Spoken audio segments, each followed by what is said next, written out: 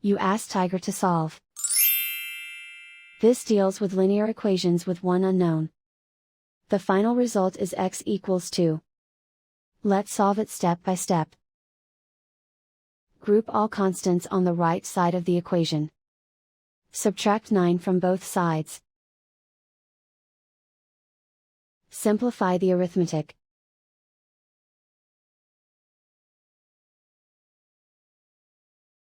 Isolate the x.